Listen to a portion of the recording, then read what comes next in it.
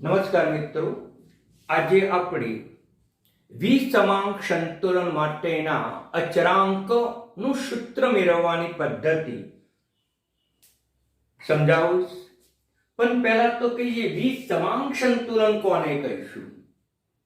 તો સંતુલન સમયે પ્રક્રિયકો અને નિપજોની ભૌતિક સ્થિતિ સમાન ન હોય તો તેવા સંતુલનને વિસમાંક સંતુલન તરીકે ઓળખવામાં આવે છે. દાખલા તરીકે લઈએ આપણે પહેલું ઉદાહરણ કે કેલ્શિયમ કાર્બોનેટ એક ઘન પદાર્થ છે. એનું વિઘટન કરવામાં આવે તો પુરોગામી પ્રક્રિયા થઈને કેલ્શિયમ ઓક્સાઇડ ઘન બને અને કાર્બન ડાયોક્સાઇડ વાયુ બને. પ્રતિગામી પ્રક્રિયા પણ થાય, સંતુલન સ્થપાય. સંતુલન સમયે પ્રક્રિયકો ની ભૌતિક સ્થિતિ ઘન છે, જ્યારે નિપજોમાં ઘન પણ છે અને વાયુ પણ છે. આમ સંતુલન સમયે પદાર્થોની ભૌતિક સ્થિતિ સમાન નથી, માટે તેને વિસમાંક સંતુલન તરીકે ઓળખવામાં આવે. હવે આનો સંતુલન અચળાંક મેળવવો હોય તો આપણે સંતુલન અચળાંકના નિયમ મુજબ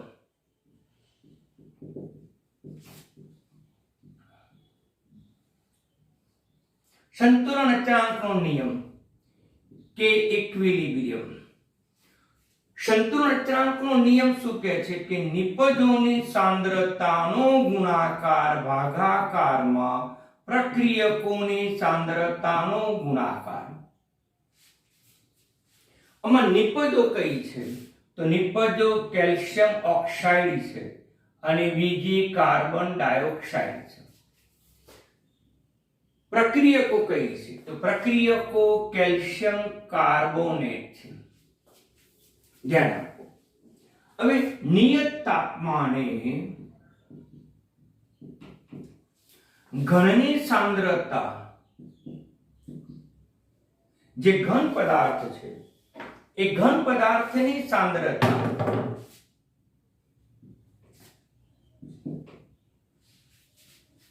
જે ઘન પદાર્થ છે એ ઘન પદાર્થની સાંદ્રતા અચળ હોય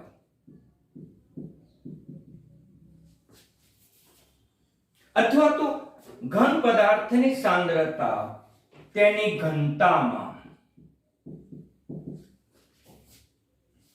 વાયુની સાંદ્રતા આંશિક દબાણમાં દર્શાવાય છે. પ્રવાહીની સાંદ્રતા મોલ પ્રતિ લિટરમાં, પણ અહીંયા પ્રવાહી પદાર્થ નથી એટલે આપણે એને ધ્યાનમાં લઈશું નહીં. આ વેરી મોસ્ટ ઇમ્પોર્ટન્ટ વિધાન છે કે નિયત તાપમાને ઘનની સાંદ્રતા ઘનતામાં દર્શાવવામાં આવે અને વાયુની સાંદ્રતા આંશિક દબાણમાં દર્શાવવામાં આવે. તેથી આપણે લખીશું કે ઇક્વિલિબ્રિયમ બરાબર કેલ્શિયમ ઓક્સાઇડ ઘન પદાર્થ છે, માટે કેલ્શિયમ ઓક્સાઇડની સાંદ્રતા તેની ઘનતામાં દર્શાવીશું. અને સાંદ્રતા બતાવી એટલે કાટખૂણ્ય કૌંસ નહીં કરવાનો, સાદો કૌંસ કરવાનો. હવે આ CO2 વાયુ છે અને વાયુની સાંદ્રતા આંશિક દબાણમાં એટલે લખીશું PCO2. આંશિક દબાણ માટે સંજ્ઞા P અને પાયામાં CO2 લખવાની પ્રથા છે. ભાગાકારમાં કેલ્શિયમ ઓક્સાઇડ પ્રક્રિયકો છે જે પણ ઘન પદાર્થ છે એટલે કેલ્શિયમ કાર્બોનેટની ઘનતા આપણે બતાવી શકીએ. અગત્યનું વિધાન કે ઘન પદાર્થની ઘનતા હંમેશા અચળ હોય છે. આ વિધાન બરાબર સમજી લેજો કે નિયત તાપમાને ઘનની ઘનતા અચળ હોય છે. અહીંયા આપણને ઘન પદાર્થો બે આપ્યા છે. આ જે પરિણામ મેળવી એમાં 3 અચળાંકો છે. એક કે ઇક્વિલિબ્રિયમ, કેલ્શિયમ ઓક્સાઇડની ઘનતા અચળ હશે, કેલ્શિયમ કાર્બોનેટની ઘનતા પણ અચળ હશે. એટલે આપણે અચળાંકો ભેગા કરવા પડે કે ઇક્વિલિબ્રિયમ ઇન્ટુ આ જે ભાગાકાર છે આ બાજુ લઈ જઈએ તો ગુણાકારમાં થાય કેલ્શિયમ કાર્બોનેટની ઘનતા, ભાગાકારમાં આ ગુણાકારમાં છે તો ભાગાકારમાં આવી જશે, છેદમાં કેલ્શિયમ ઓક્સાઇડની ઘનતા ઇઝ ઇક્વલ ટુ આ બાજુનું પદ માત્ર રહ્યું PCO2. આ પણ અચર, આ પણ અચર, આ પણ અચર. આ સમગ્ર કિંમત અચર બને છે, અચરાંક બને છે. તેથી તેની જગ્યાએ નવો અચરાંક કે મૂકી શકીએ, PCO2. પણ કે તરીકે Kc લખાય કે Kp લખાય કે Kx લખાય. તો મિત્રો સંતુલન તપાય છે, અચળાંક તપાય છે, તે વખતે તેનું મૂલ્ય ફક્ત CO2 વાયુના આંશિક દબાણ ઉપર આધાર રાખે છે. અને જ્યારે પણ સાંદ્રતાનો એકમ આંશિક દબાણ હોય ત્યારે Kc ન લખાય, Kx ન લખાય, Kp લખાય. એટલે વખતે Kp સૂત્ર આપણે લખવું પડે મિત્રો. આમ આ જે વિસમાંગ સંતુલન છે કેલ્શિયમ કાર્બોનેટની વિઘટન પ્રક્રિયાનો, એનો સંતુલન અચળાંક Kp આ બને. આમાં એનો એકમ બની જશે વાતાવરણ, કારણ કે આંશિક દબાણનો એકમ વાતાવરણ છે. 12માં પણ લખવું હોય તો લખી શકીએ આપણે. તો આમ આ વિસમાંગ સંતુલન છે, એનો સંતુલન અચળાંક Kp પ્રાપ્ત કર્યો. મિત્રો બિલકુલ સરળ હોય છે. બે વિધાનો બરાબર ધ્યાનમાં રાખવા પડે કે નિયત તાપમાને ઘનની સાંદ્રતા ઘનતામાં, વાયુની સાંદ્રતા આંશિક દબાણમાં. સંતુલન અચળાંક લખતી વખતે ઘનતાવાળા પદો અચર ગણાય, માટે અચળાંકો સાથે ભેળવી દેવા પડે અને એની જગ્યાએ નવો અચળાંક મૂક્યો. અને જે નવો અચળાંક કયો છે Kp, તો Kp બરાબર PCO2. તો આનો સંતુલન અચળાંકનું સૂત્ર થશે Kp બરાબર PCO2. આનો સંતુલન અચળાંક માત્ર CO2 ના આંશિક દબાણ ઉપર આધાર રાખશે, જ્યારે કેલ્શિયમ કાર્બોનેટ કે કેલ્શિયમ ઓક્સાઇડની સાંદ્રતા ઉપર આધાર રાખતું નથી. હવે આપણે બીજો પદાર્થ પણ લઈ શકીએ, પણ એમાં આ બે વિધાનો બહુ જ અગત્યના છે. દાખલા તરીકે લઈએ સોડિયમ બાયકાર્બોનેટ, જેને આપણે ખાવાનો સોડા તરીકે, બેકિંગ સોડા તરીકે પણ ઓળખીએ. આ ઘન પદાર્થ છે. જો એનું વિઘટન કરવામાં આવે તો સોડિયમ કાર્બોનેટ ઘન પદાર્થ વત્તા H2O લિક્વિડ વત્તા CO2 ગેસ. મિત્રો અહીંયા ગરમ કરીશું એટલે તાપમાન આપણને 100 ડિગ્રી કરતા ઊંચું હશે, એટલે પ્રાપ્ત થતો H2O એ ગેસ સ્વરૂપમાં પ્રાપ્ત થાય, ગેસ સ્વરૂપમાં પ્રાપ્ત થશે. સંતુલન કરીએ, સોડિયમ 2 છે તો સોડિયમ 2, હાઇડ્રોજન 2 છે તો હાઇડ્રોજન 2, કાર્બન 2 છે 1 અને 1 2, અને ઓક્સિજન કેટલા છે 6, તો 3 2 6 થઈ જાય છે. આમ સંતુલન સમીકરણ આપણને પ્રાપ્ત થયું. હવે સીધે સીધું સંતુલન અચળાંકના નિયમ મુજબ, આ નિયમ મુજબ એનો સંતુલન અચળાંક મિત્રો લખી શકીએ. નિપજોની સાંદ્રતા નિપજો તરીકે આ છે Na2CO3 ગુણાકારમાં H2O અને ગુણાકારમાં CO2. હવે ભાગાકારમાં પ્રક્રિયકોની સાંદ્રતા, તો પ્રક્રિયકો તરીકે સોડિયમ બાયકાર્બોનેટ છે સાંદ્રતા, પરંતુ એના મોલ કેટલા છે 2 મોલ, એટલે આપણે સાંદ્રતાની ઘાતાંકમાં મૂકવા પડે 2.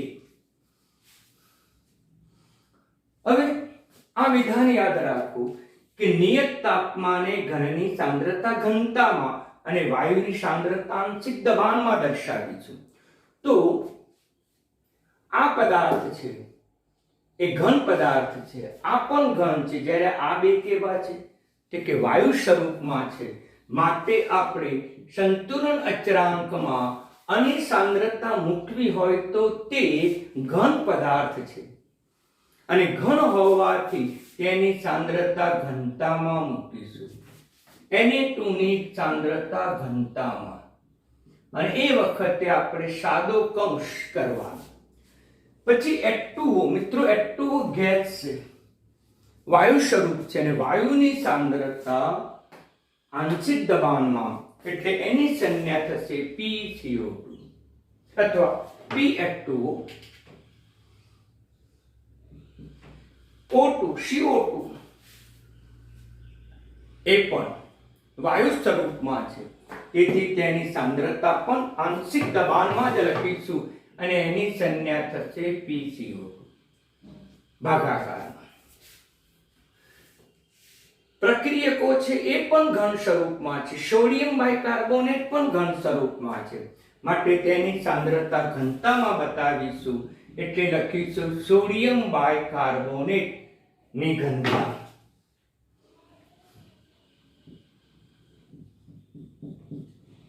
એનો વર્ગ. એ હોય વર્ગ હોય તો વર્ગ મૂકવાનો. પરંતુ આ વાક્ય પણ એટલું જ અગત્યનું છે કે ઘનની સાંદ્રતા અચર હોય છે, માટે આ જે પરિણામ પ્રાપ્ત થયું એમાં આ મૂલ્ય પણ અચર છે, આ મૂલ્ય પણ અચર છે, આ મૂલ્ય પણ અચર છે. ત્રણ મૂલ્યો અચર છે, માટે અચળાંકોને ભેગા કરવા પડે. એટલે એનું સાદું રૂપ જો આપવું કે ઇક્વિલિબ્રિયમ બરાબર સોડિયમ બાયકાર્બોનેટ ની ઘનતા એનો વર્ગ ભાગાકારમાં Na2CO3 સોડિયમ કાર્બોનેટની ઘનતા is equal to PH2O into PCO2. તો આમ આપણે આ પરિણામ પ્રાપ્ત થયું. પરંતુ આ પરિણામની અંદર આ આખું જે મૂલ્ય છે, મૂલ્ય કેવું છે? અચર છે, અને એની જગ્યાએ નવો અચળાંક મૂકવો પડે. જેવી રીતે અહીંયા આખું પદ અચર હતું, નવો અચળાંક મૂક્યો, એમ આના સ્થાને પણ નવો અચળાંક મૂકીશું કે બરાબર PH2O PCO2. પરંતુ આ અચળાંકનું મૂલ્ય આ બે પદાર્થો ઉપર આધાર રાખે છે, અને આ બે પદાર્થોની સાંદ્રતાનો એકમ આંશિક દબાણ છે. એટલે આપણે આંશિક દબાણનો હોવાથી આપણે કે ના સ્થાને આના સ્થાને Kp મૂકવો જોઈએ. માટે મિત્રો આ Kp નું સૂત્ર આવ્યું. હવે એનો એકમ કયો થયો? તો અણુ એકમ વાતાવરણ, અણુ એકમ પણ વાતાવરણ, માટે Kp નો એકમ થશે વાતાવરણનો વર્ગ. સિમ્પલ છે. તમે 12 લો, આને પણ 12 લો તો 12 નો વર્ગ લખી શકો, પણ અહીંયા આપણે વાતાવરણનો વર્ગ તરીકે લખ્યો છે. તો મિત્રો વિસમાંક સંતુલનનો સંતુલન અચળાંક સરળતાથી આવડે. આ વસ્તુ યાદ રાખો કે નિયત તાપમાને તેની સાંદ્રતા ઘનતામાં અને વાયુની સાંદ્રતા આંશિક દબાણમાં મૂકો. અગત્યનું વિધાન બીજું છે કે નિયત તાપમાને ઘનની ઘનતા હંમેશા અચર હોય છે. એટલે અચળાંક સાથે ભેળવી દેવો પડે, મિશ્ર અચળાંક લેવો પડે. નવો અચળાંક Kp લીધો, આમ Kp આપણને સરળતાથી પ્રાપ્ત થાય. હવે અહીંયા એક જ ઘટક હતો, અહીંયા બે ઘટક છે, માટે એ સૂત્રો પણ આપણને આગળ પરિણામમાં પ્રાપ્ત થશે. હવે ડાલ્ટનના નિયમ અનુસાર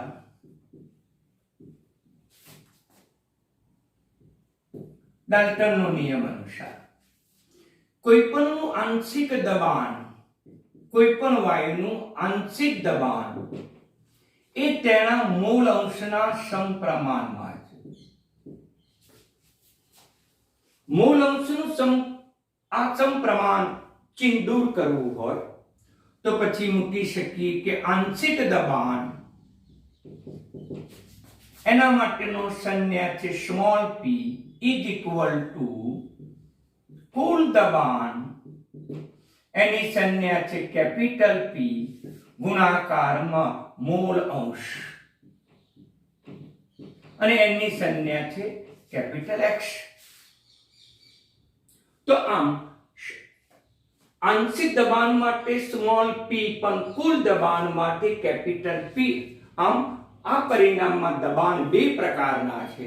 એક ઘટકનું આંશિક દબાણ, વ્યક્તિગત દબાણ, એના માટે સ્મોલ p, અને પ્રક્રિયાનું કુલ દબાણ તેના માટે પી, કેપિટલ પી. મોલ અંશ માટે તો એક્શન ન્યા છે, ધ્યાન આપજો. તો હવે આપણે ચર્ચા કરીએ આગળ. તો પછી PH2O નો અર્થ શું થાય મિત્રો? તેનો અર્થ તેમ થાય H2O નું આંશિક દબાણ. અને બોલાય કઈ રીતે કે H2O નું આંશિક દબાણ લખો તો લખીશું H2O ગેસનું આંશિક દબાણ. તો એનો સંકેત થશે સ્મોલ p H2O. કુલ દબાણ p. H2O નો મોલ અંશ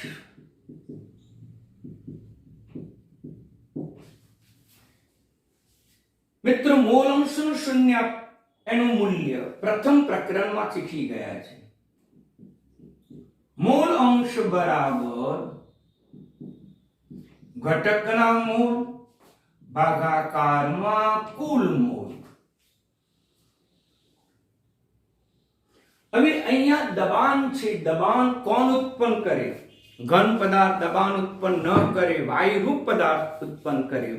એટલે અહીંયા ઘટકના મોલ, પણ એ મોલ કયા સ્વરૂપમાં હોવા જોઈએ? વાયુરૂપ ઘટકના મોલ. એ જ રીતે કુલ મોલ પણ કયા? તો વાયુરૂપ ઘટકના મોલ આપણે ધ્યાનમાં લેવા પડે. તો પછી અહીંયા H2O નો મોલ અંશ. તો ઘટક કયો છે? H2O. એના મોલ કેટલા છે? આ સમીકરણ મુજબ કહી શકાય કે એનો સહગુણક 1 છે, માટે H2O નો 1 મોલ. H2O ને 1 જ મોલ છે. કુલ મોલ કેટલા? આ 2 મોલ ખરા, પણ ઘન પદાર્થ છે. ઘન પદાર્થના મોલ ધ્યાનમાં લેવામાં આવતા નથી, કારણ કે આંશિક દબાણ ઉત્પન્ન કરતું નથી. ફક્ત વાયુ સ્વરૂપના જ પદાર્થો આંશિક દબાણ ઉત્પન્ન કરે, માટે વાયુ પદાર્થના જ મોલ સંખ્યા ધ્યાનમાં લેવી પડે. હવે અહીંયા 1 મોલ પણ એક ઘન પદાર્થ છે, અને ઘન પદાર્થ હોવાથી તેના પણ મોલ ધ્યાનમાં લેવા જોઈએ નહીં. અહીંયા H2O ગેસ છે અને અહીંયા CO2 પણ ગેસ છે, માટે તેની મોલ સંખ્યા ધ્યાનમાં લેવી પડે. H2O અને CO2 ની મોલ સંખ્યા ધ્યાનમાં લેવી પડે. મિત્રો, H2O ની મોલ સંખ્યા 1 છે. હવે આપણે કુલ મોલ લેવા છે. તો કુલ મોલ કેટલા? આના મોલ ધ્યાનમાં નહીં લેવાના, આના મોલ ધ્યાનમાં નહીં લેવાના. આ વાયુ સ્વરૂપ છે, એના મોલ ધ્યાનમાં લેવા પડશે, ગણતરીમાં લેવા પડશે. 1 + 1 એટલે કેટલા થશે? 2. એટલે મિત્રો અહીંયા 2 થશે. આ મોલ અંશ આવી ગયા. એ જ રીતે આપણે CO2 ના મોલ અંશ ગણીશું. તો CO2 નો મોલ અંશ એટલે CO2 ઘટકના મોલ તો તે 1 છે, કુલ મોલ કેટલા છે? 2. તેથી આપણે P of H2O cool P ગુણાકારમાં H2 નો મોલ અંશ કેટલો આવ્યો? 1/2 એટલે P/2. એ જ રીતે આપણે PCO2 માટે પણ ગણી શકીએ. CO2 નું આંશિક દબાણ, કુલ દબાણ P, કુલ દબાણ P ગુણાકારમાં મોલ અંશ કોનો? CO2 નો મોલ અંશ. CO2 નો મોલ અંશ શોધી કાઢ્યો 1/2 = P/2 મિત્રો. તેથી આપણે આ કિંમત છે સમીકરણમાં મૂકી દો. કિંમતો સમીકરણ 1 માં મૂકતા અને સમીકરણ નંબર આપણે 1 આપી દઈએ. ચલો 1 માં મૂકી દો. તેથી Kp બરાબર PH2O નું મૂલ્ય કેટલું હોય? તો કે P/2. PCO2 નું મૂલ્ય કેટલું હોય? તો પણ P/2 = P⁴/4. આમ Kp નું જે મૂલ્ય આવ્યું એ P ની મારી ભૂલ થઈ, P² આવશે. P² ભાગાકારમાં 4. અને આમ પણ લખી શકીએ p બરાબર 4kp 1/2 અથવા તો આપણે 2 વર્ગમૂળમાં kp આ રીતનું પણ સૂત્ર હોઈ શકે. આમાંનું વર્ગમૂળ કાઢો 4 નું વર્ગમૂળ 2 એટલે 2 2 12 મૂક્યા, તેથી આપણું પરિણામ આ પણ હોઈ શકે. એ પણ અગત્યનું છે, MCQ માં પૂછાઈ ગયું છે, એટલા માટે મેં અહીંયા આ સૂત્ર પ્રાપ્ત કર્યું.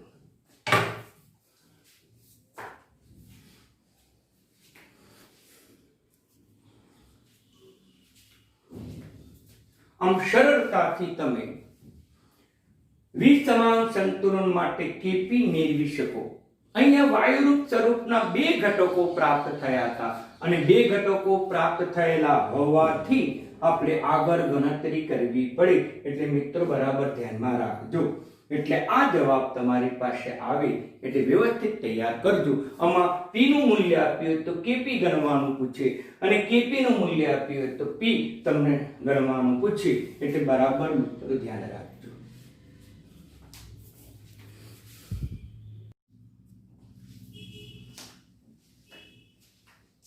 વિદ્યાર્થીઓ, આ નીટ જી માટે આ અગત્યનું છે કે તમને ઘન કેલ્શિયમ કાર્બોનેટની વિઘટન પ્રક્રિયા માટેનું kp નું સૂત્ર મેળવ્યું. એ જ રીતે ઘન કેલ્શિયમ સલ્ફાઇડ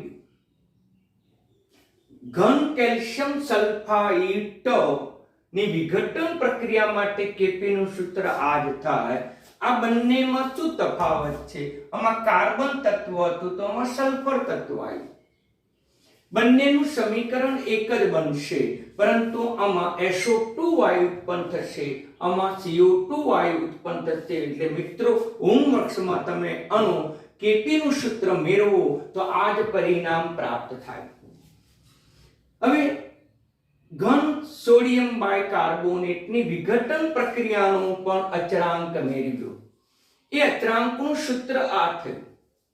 તે જ પ્રમાણે તમે ઘન એમોનિયમ હાઇડ્રોજન સલ્ફાઇડ ની વિઘટન પ્રક્રિયાનો અચળાંક મૂકો તો તે જવાબ થાય. એનું મેં સમીકરણ લખ્યું છે વિઘટન પ્રક્રિયાનું. એમાં ઘન પદાર્થ છે, સાંદ્રતા ધ્યાનમાં લેવાની જરૂર નથી. આ વાયુ સ્વરૂપ છે, આ પણ વાયુ સ્વરૂપ, એટલે સાંદ્રતાનો ગુણાકાર થશે અને વાયુ સ્વરૂપની સાંદ્રતા એ તેના આંશિક દબાણ છે. સાંદ્રતાનો ગુણાકાર ઇઝ ઇક્વલ ટુ તેના આંશિક દબાણનો ગુણાકાર. એ પણ પરિણામ આ જ પ્રાપ્ત થાય. એટલે આનું પરિણામ પ્રાપ્ત કરવા માટે આ જ સમીકરણ અનુસાર આપણે પ્રક્રિયા કરવી પડે.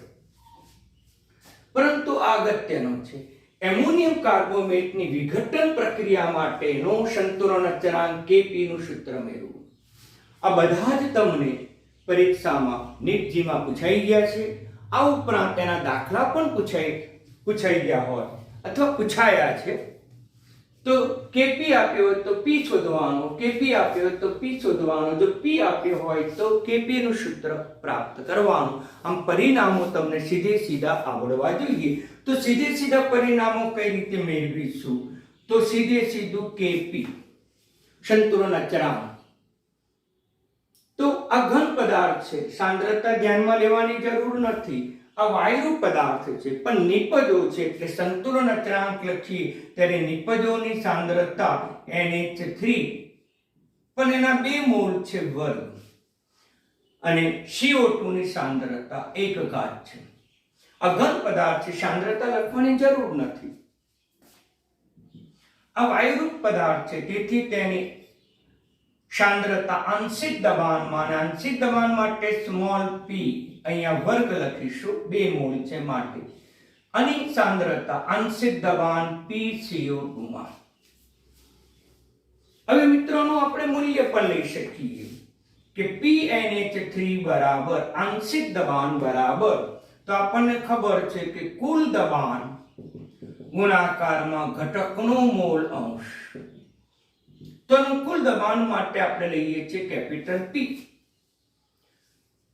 આનો મોલ અંશ, તો મોલ અંશ એટલે આપણે શું લઈએ છીએ? ઘટકના મોલ ભાગાકારમાં કુલ મોલ. આ મોલ અંશ શબ્દ ન લખો તો આ પણ લખી શકાય, ઘટકના મોલ ભાગાકારમાં કુલ મોલ. આ મોલ અંશ શબ્દ કાઢી નાખીએ તો આ સૂત્ર બને કુલ દબાણ ગુણાકારમાં ઘટકના મોલ ભાગાકારમાં કુલ મોલ. તો પછી ઘટકના મોલ સંતુલન સમય કેટલા છે? ઘટક તરીકે NH3 છે, તો NH3 ના 2 મોલ. કુલ દબાણ કે કુલ મોલ કેટલા? આના મોલ ધ્યાનમાં નહીં લેવાના, આના 2 મોલ આના 1 એટલે કુલ થયા 3. આમ PNH3 નું મૂલ્ય આવ્યું. તે જ પ્રમાણે આપણે PCO2 નું મૂલ્ય પણ મેળવી શકીએ. કુલ દબાણ P, ઘટકના મોલ CO2 ના મોલ 1 ભાગાકારમાં કુલ મોલ તો 2 ને 3, તો અહીંયા 2p/3 થશે અને અહીંયા p/3. તો એની કિંમત તમે આમાં મૂકી દો, અહીંયા ગણી આપણે. તો આની કિંમત મૂકો તો Kp, PNH3 ની કિંમત કેટલી આવી? તો કે 2p/3 વર્ગ. વર્ગ તો હતો એટલે વર્ગ મૂકવો પડે. PCO2 એનું મૂલ્ય કેટલું આવ્યું? તો p/3, તેનું મૂલ્ય આવ્યું p/3. આનું તમે સાદુરૂપ આપો, 2 નો વર્ગ 4, p² * p એટલે p નો ઘન, 3 નો વર્ગ 9 અને પાછા 3 એટલે 27. એટલે મિત્રો આ સૂત્ર આપણને પ્રાપ્ત થયું. આમ પરીક્ષામાં તમારે જો તમને દાખલો કે થિયરી પૂછે તો આ સીધું સમીકરણ રીતે મૂકી દેવાનું, તો તમારો જવાબ તરત આવી જાય. એટલે આજે મેં વિસમાંક સંતુલન માટેના અચળાંકોની સૂત્ર મેળવ્યા. એટલે મિત્રો આજે જે કેટલી પણ નોંધ કરવાની છે એ પાટિયા ઉપર જે કંઈ લખી છે એની નોંધ કરવાની અને આની નોટ્સ તમારે જાતે બનાવવાની છે, કારણ કે મેથેમેટિકલ પ્રકારનું આ પ્રકરણ છે. એટલે મેથેમેટિકલ સ્ટેપ પ્રકારનું પ્રકરણ હોવાથી તમે જાતે જો તમે ઉતારશો તો તમને વધારે સારી રીતે આ ચેપ્ટર તૈયાર થશે મિત્રો.